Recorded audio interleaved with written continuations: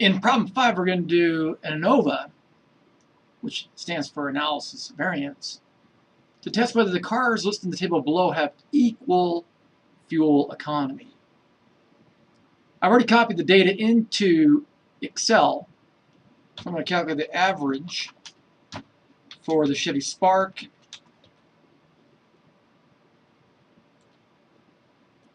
Nissan Versa Note, and Ford Fiesta. Let me do the same thing for the variances. We want to use var.s because this is a sample.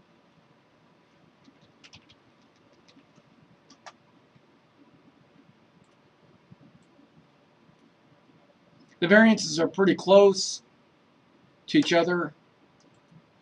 If I take the ratio of this variance to that variance, I get something that's pretty close to 1. If I do an F-test on the equality of those two variances, I suspect we're not going to be able to reject an F-test if these two variances are equal, which is one of the assumptions of ANOVA. Next, we want to construct an ANOVA table, data analysis, and look for ANOVA, single factor. The input range are in columns here. I'd include the labels. I'm going to put the output right here. So here's my ANOVA table.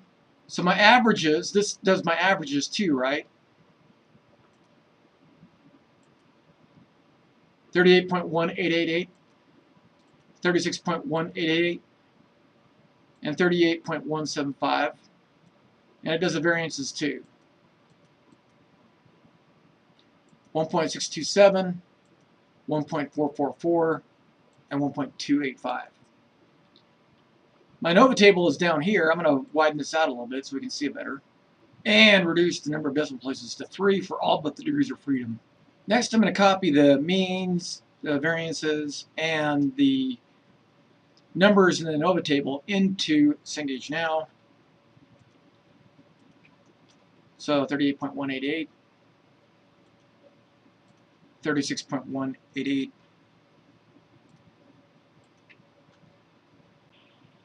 after sparing you the details of doing this, you can see that I've entered the means and the 3 variances into Cengage Now.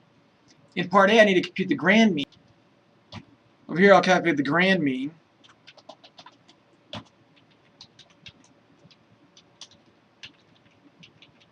Of the 3 variables, and this ignores type of car. To 3 decimal places, it is 37.517. Finally, we want to fill out the ANOVA table in Cengage Now, so we're going to copy the sum of squares between groups into Cengage Now. The sum of squares within groups.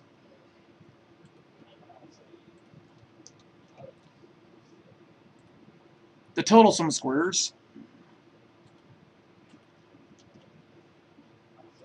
The degrees of freedom are 2, 21, and 23.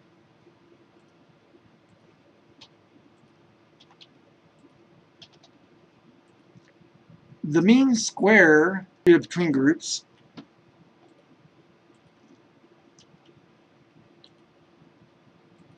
The mean square within groups.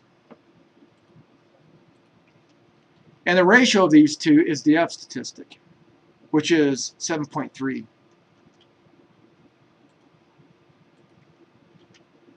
To find the critical value, you have to be in row, correspond to 1% significance, and a denominator degrees of freedom equal to 21, and column 2 of the F table. First, we've got to find degrees of freedom for the denominator equal to 21.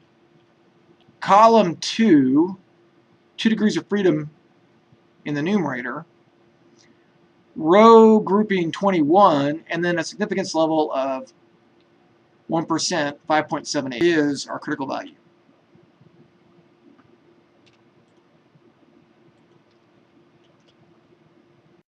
Excel's ANOVA procedure produced an F critical value of 3.467 because the default for ANOVA is 5%. Had we changed this to 1%, as single gauge now was calling for, we would have gotten the critical value that we found in the F table.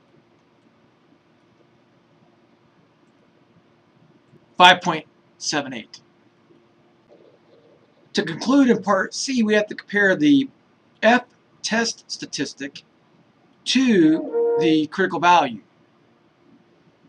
Since the F test statistic is greater than the critical value, we are going to reject the null hypothesis. So the test implies fuel economy averages of the cars are not all equal. In order to check my work, we should get everything correct. And we do.